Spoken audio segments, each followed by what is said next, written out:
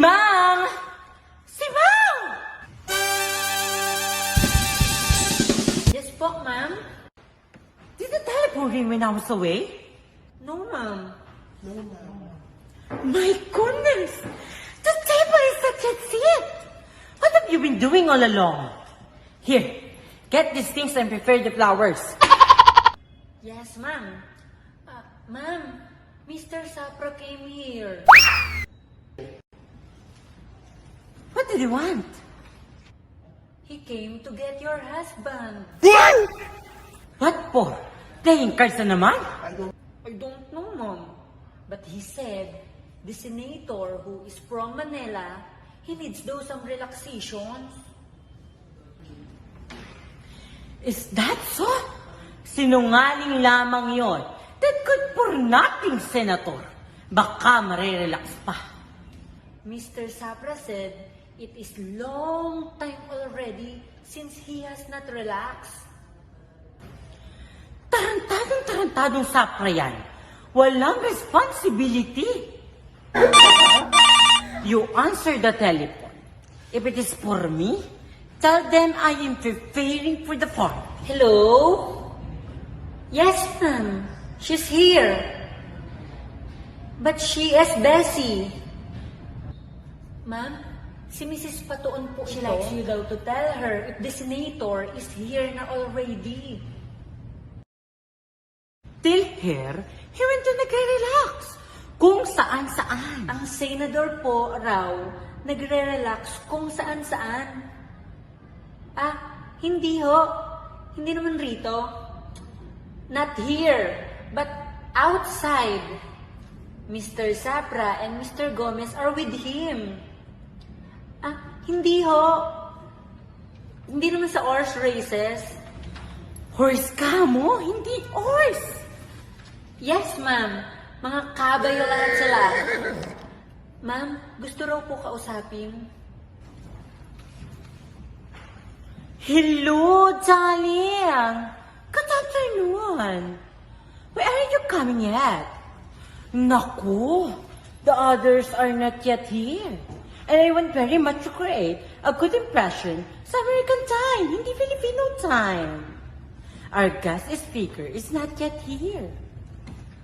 Are you sure you told him to come to my apartment here at 17th Street? 6966? It won't take him a hard time to climb because we're on the first floor, apartment number 6. What? You have a confidential secret? Ano? You better na lang you come right away because our party light right here. What were you saying? Come soon, huh? Si Ma'am! Answer the doorbell.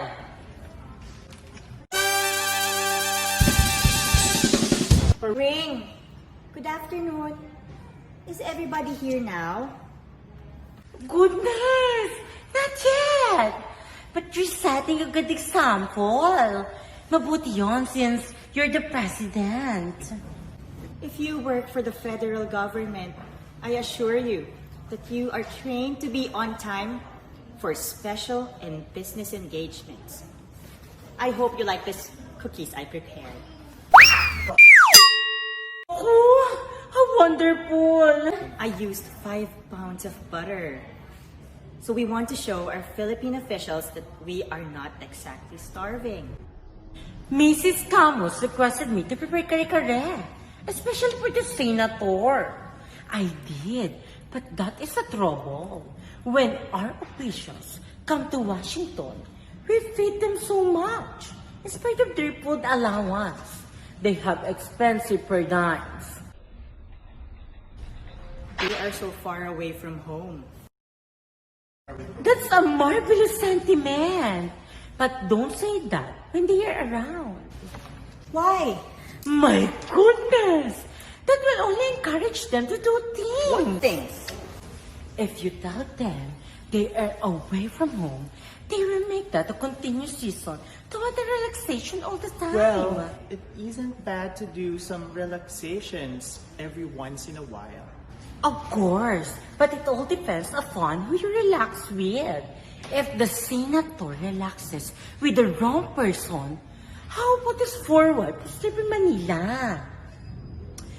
As a member of a Filipino women's club in Washington, D.C., we should protect the interests of his wife in the Philippines. Ah, here are the others. Come in.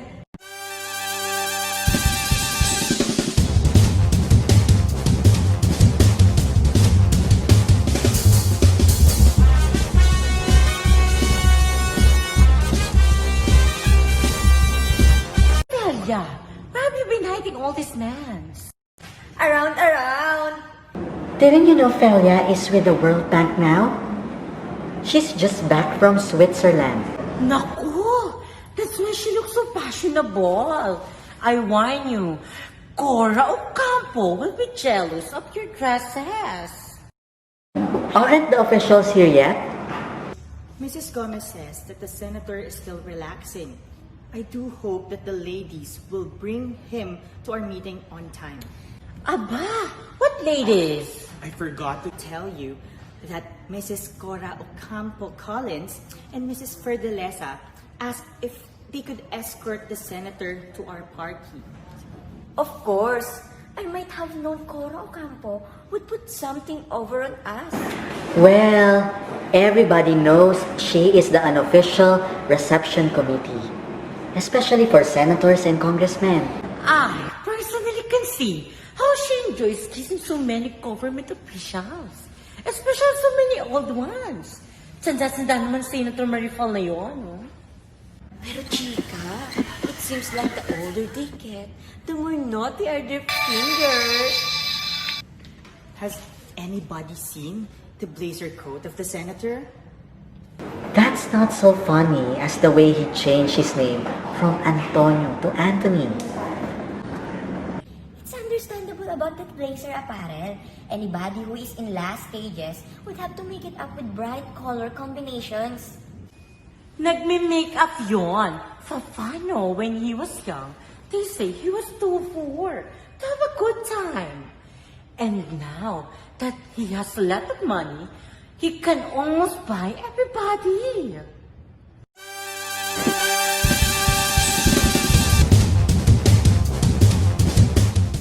Listen, I have a piece of exciting news for you.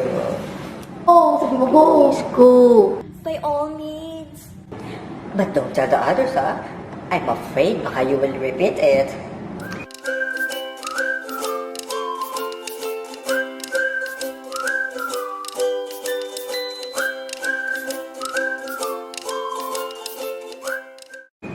Last night daw, he was out with Miss Crumple. Who is this Miss Crumple? Who else? She's very flirtatious naman. Ang karengking ng Amerikanang yon. I tell you, even with my husband, she tried to flirt in the office. So I just had to put my foot down with Mateo. Look, ang chika. Supposing Maripal went out with Crampol, so what does that make her? Never mind. We expect that when our officials come to this great coffee town, they should set a good example. How can we expect our visitors to act correctly if some of us here do not behave ourselves? That's correct. Just look at some of our minor officials. What did I tell you? Piti naman si Mrs. Moncado. If I were the ambassador, I'd certainly have packed Captain Moncado home a long time ago. That only shows to you that it is advantageous to have a father that is influential. I tell you, that is the first big defect of our government. If that had happened in a federal agency, the captain would have been dismissed right away. Aba, ang mga Amerikano lalo pa. In the Library of Congress, our bosses don't do such foolishness. Naturalmente! Here, nepotism is reduced to a minimum. There are civil service regulations and they stick to them. Anong ibig sabihin ng nepotism? Appointing your own relatives, even if other persons are more capable. But that's not the worst with the captain. He always changes his Cadillacs and sells them to the new arrivals. Ano naman ba ni bagong racket na yan? Well, if you give lavish parties every weekend, by hook or by crook, you've simply got to produce the money. But the immorality, that is the thing that gets me. Fiti naman si Mrs. Mercado. Ang chika. You cannot exactly blame the captain if the colonel's wife flirted with him. It happened daw in the basement of one of those parties. Close friend pa naman ang American colonel, and Mrs. Moncado was at home visiting the Philippines. If the cat is away, the mouse will play. I only pity the taxpayers of our country. But silence! I think I hear Mrs. Moncado coming. Naku, don't tell her. We have been talking. Mrs. Moncado, welcome! How pretty you look! Oh, hi everyone! Where are our visitors? Pari, here's my contribution. Naku, sarap naman ang dala mo. Who did it? Ikaw? Our visitors are not yet here. Biñan! Where's the captain? My husband accompanied the senator. You know how it is. He and my father-in-law are close colleagues in the Senate. It is lucky for you, Telon. You have relatives who are influentials. You tell us, who are they going to remove from the embassy? What? Is there another reorganization? They've done that not so long ago. What can you do? The government is broke. I told the general that I was not so anxious to get back to work. But he insisted. So, it is all the same if I get kicked out. Let us ask the senator when he comes. But that would embarrass the poor senator. He might think that we are giving this party to ask him some favors. I'm sorry for Mrs. Camus if her husband gets transferred to India. It must hard to work for the Philippine government if it does not give you any sense of security. I'm only glad that my husband and I are federal workers. At least, we do not have to suffer so many indignities. Do you still remember Iding Birata and Amado Dalisay? They don't do anything on this trip for the senator except for taking care of his expenses and baggage. Harvard pa naman yung dalawa. That is the very thing wrong with us. We spend more than we earn as government. And our officials always junk it in. But if we say something about it, they will immediately dismiss us. Look what happened to Mena. She just wrote somebody in Manila what an official was doing here. And that letter was intercepted. After a week, they asked her to resign. I tell you, our democracy is still very defective. If you can't open your mouth to complain about the government, how can you improve it? Pretty soon, you won't have freedom of speech. Ang chika, some of our officials are dictatorially minded. They even write love letters to Franco. What is our women's club doing? Si Mang! Ano yun? Po? Kompletuhin mo na ang kare-kare. Way kare-kare pa! Sige, kahalagang senator eh. This is America. When you're in Rome, do as the Romans do. Walang kare-kare. As a club, we have to be on the good side of the senator. That's the defect of our government. Plenty of palabok. Don't say that naman in front of Mrs. Moncado. Never mind. I know all the foolishness of those senators. I can write volumes and volumes about them, including the foolishness of my husband. What can we do with their husbands? They're always gambling. Even if my husband is not included, I agree that we have to do something about it. Our women's club should do something. Why can't we start with the senator? Since he's an influential leader, he ought to be a marvelous example. Listen, here comes the wives of the councilor and the minister and Mrs. Camus' daughter, Letty, and her niece, the seamstress. That girl is getting more and more nervous every day. Maybe they overwork her. Pobrecita Tabian. She came as their maid servant.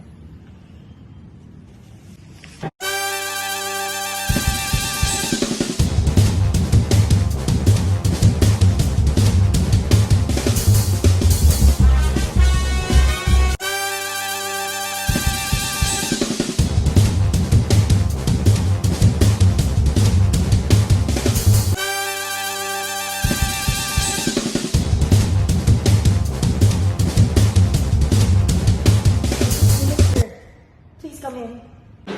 Hello!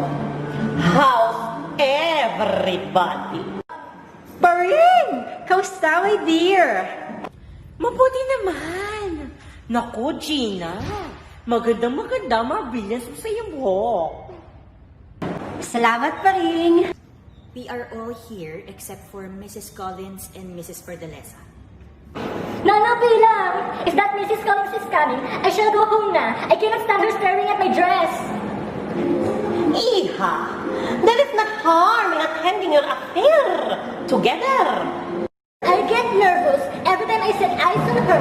Don't be silly, Manang Daisy. For all you know, she doesn't even notice you.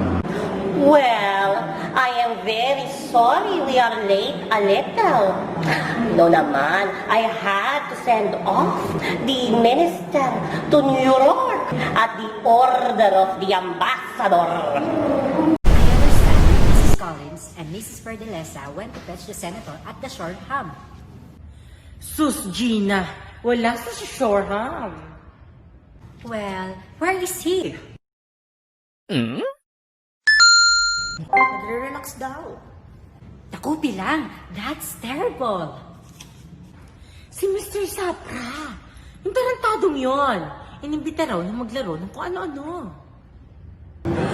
Well, I think the senator needs to have a pleasant diversion from his duty. I know my husband was a legislator himself before he became a diplomat. How about the assemblyman? Did he go with them?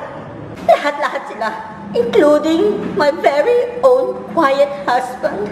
Oh, how are you, Letty? How's Wesley? Fine. Thank you. It seems only yesterday when we attended your coming out reception. For my part, I'd rather forget the memory of the sweet occasion. Iha! I'm sorry, Mama, but that's the honest way I feel about it. Well, you don't need to announce it in public. Remember, you are the daughter of a diplomat. But I am an individual, and my honesty should be respected. Naku, Mrs. Camus. Napaka-modero naman na iyong daughter. I sometimes wish that I had not sent her to Wellesley. But at the time, I was inspired by the example of Madame Chang. Well, I've heard many uncomplimentary remarks about the way Madame behaved so arbitrarily with the servants at the White House when she was a guest there. That's the trouble with my mother. She thinks in symbols and generalizations. Bilang, don't you think we better start the meeting? Perhaps so, since we already have a call. Mrs. Alabia, Since you are the president, why don't you start things going? The meeting will please come to order. Madam Chairman? Yes, Mrs. Dalco? Madam Chairman, I move that since we call this special meeting to welcome the Senator, I suggest that we try to make it as brief as possible so that it may be possible for us to concentrate on welcoming our distinguished visitor. Second motion. Any objections? None? The motion is carried. Madam Chairman, Yes, Mrs. Patuon? I suggest that we adopt Senator Anthony Maripal as an honorary member of our society. Second motion. Ladies, please. In the first place, the name of the senator is Antonio, not Anthony. I would like to announce, for the benefit of our club members, that the senator has slightly changed his name ever since he came to America. Thank you indeed, Mrs. Patuon, for enlightening our members. It has been moved and seconded that our society adopts Senator Anthony Maripal as an honorary member of the Washington, D.C. Filipino Women's Club. Any questions? Madam Chairman, I object. In the first place, what can we do with an old male in an organization like ours? After all, we are females. What does age got to do with my propositions? Plenty! What will the people in Manila think if we appear very frivolous to them? We should not want to give impression that we are flirting with the senador. No, sir. Sus, hindi naman flirtations yung... Well, it is equivalent to it. But the more important reason is, how do we know whether Senador Maripol's character is pure? I asked you to give me an answer. So you see, Madam Chairman. Well, we can always have him investigated. I don't know why Mrs. Patuon is so very anxious to please the senator. In fact, as a society of women, we should let it appear to him that we are hard to get. May I have the floor, Madam Chairman? Ladies, are you not mixing the issues a little? Senator Maripol is here on an official visit. Whatever he does in private is his own concern, not ours. Certainly, if we are to observe the principles of democracy, let us not interfere with the sacred privacy of the individual.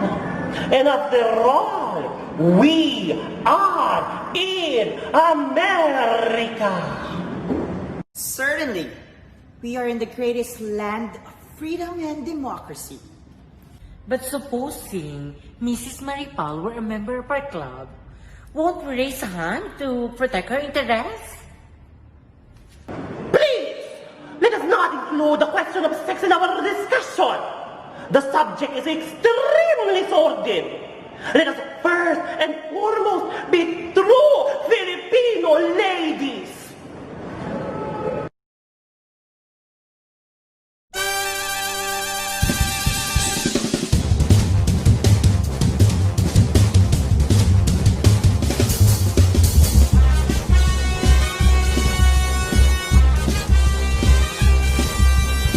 Ladies, my dear Filipino sisters, I welcome you.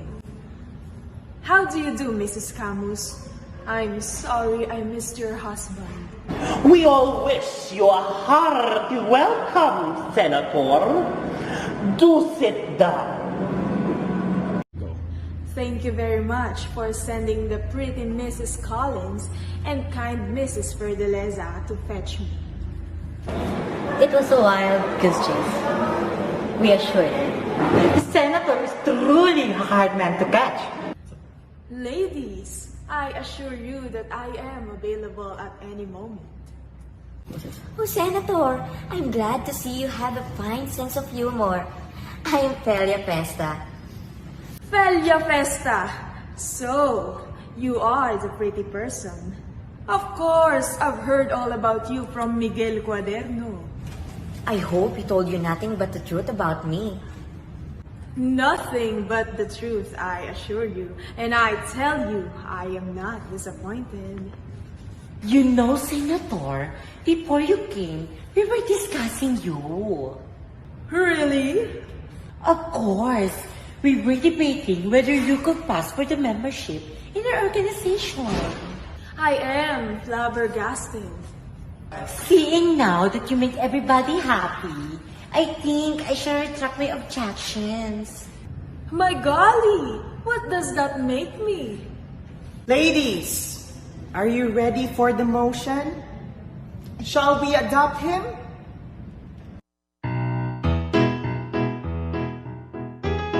By all means.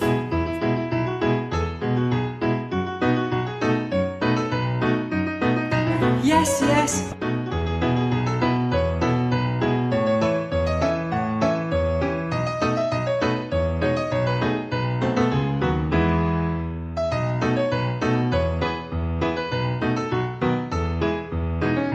Ladies, I assure you that I am totally dumbfounded.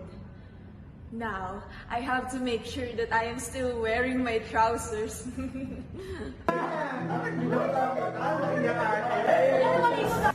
Trousers or no trousers, Senator, you simply cannot refuse us. How can he? I have already hooked him, haven't I, Senator? I only wish, Mrs. Collins, that you were not a married woman.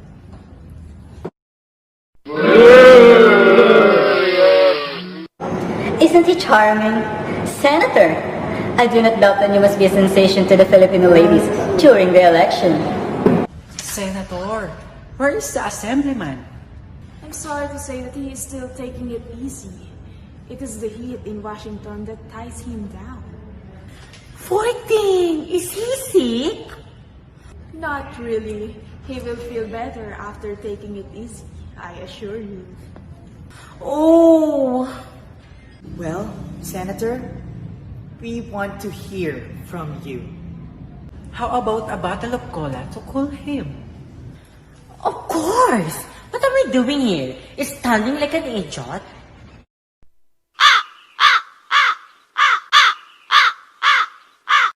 We have nothing but the best for you, Senator. Simang! Bring us the champagne! Make it cool and fresh, will you, Sima? Champagne is better when it is a little bit hot, warm, Senator. Is that so? Make it as hot as you can then. Make it cool and fresh so that the senator will feel comfortable. Yes po, Senator. Senator, I hope you're having a good time here in Washington. Really, I can't complain. This city, especially the ladies, is very hospitable. How do you like America? Wonderful. In fact, I was telling the people at the State Department that they have a marvelous country. Look, everybody! Come and get your champagne! Senator, please, have one or as many as you like. Ah, Simang, my dear girl, I hope it is not frozen. It will neither be frozen, Senator. In fact, it is a little bit hot. Here, you go to the kitchen and let me serve the others. But ma'am, you told me also to serve the visitors. How's that? Ladies, let's drink to a very important person. Let's do it! Sabihin mo na sa To the underprivileged of our country. Sabihin mo na sa amin. To si Ma'am.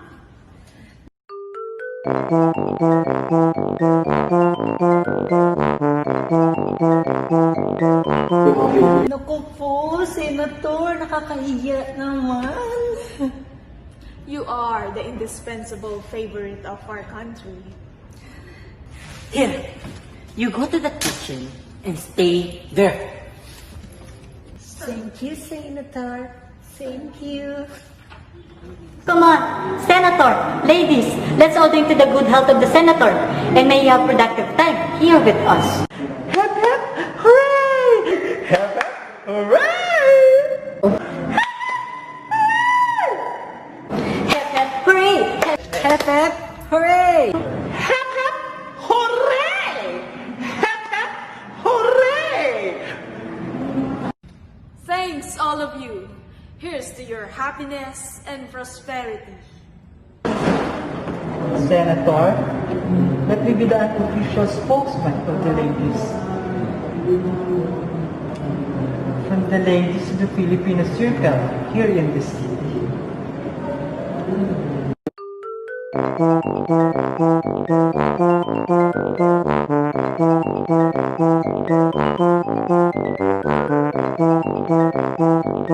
Naku, Suslet, napakalandi mo naman nun.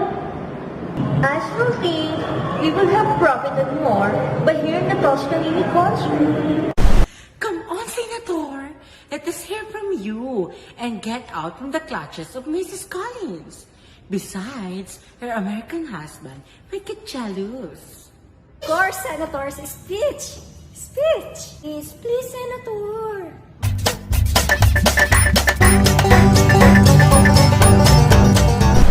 My sisters, my dear and lovely Filipino sisters, and our American friend, what can I say to you?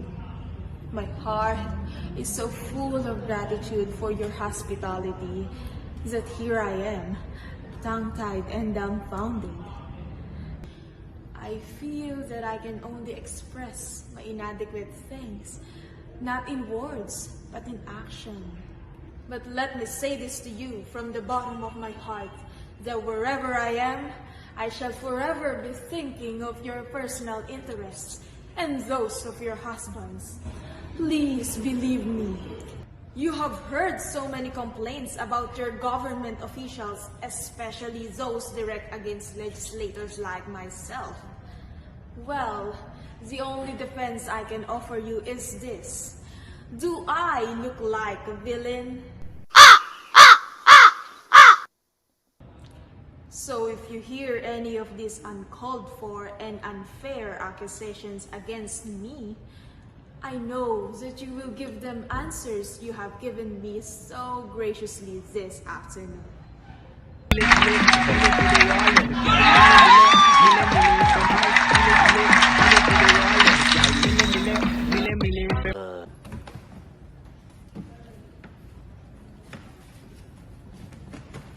Oh, wonderful.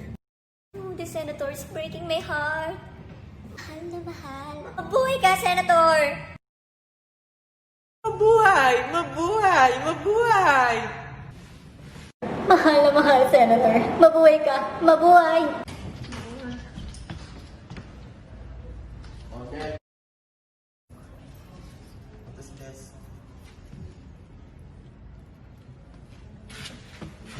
Ladies, atos!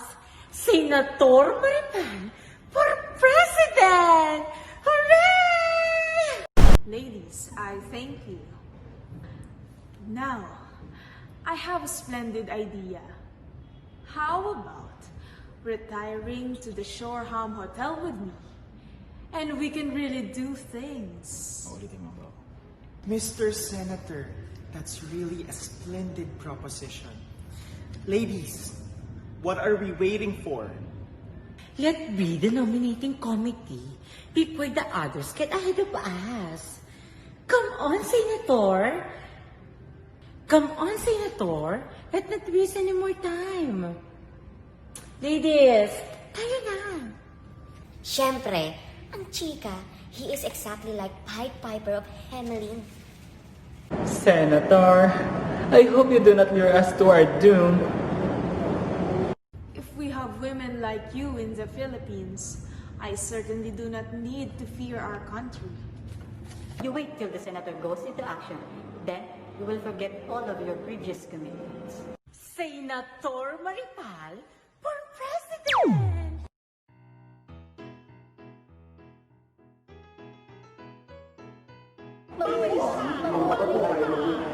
Have you ever seen such a juvenile show of adulation? How can my mother go with such people? Huh? And we often say the future of the Philippines is rosy. You bet it's rosy. With women like that. Come on, let's go to the Scanini concert. Letty, what can we do about this awful situation? Nothing. Come on, and don't you be stupid either. My goodness! Where did they all go? To the shore na! How shameful! Paano na ang ating kare-kare? Itapon mo na. It's happened ka na? My God! Me? I work very hard to prepare something, but then they all go out for some relaxation? How's that, my God? Let that be a lesson to you.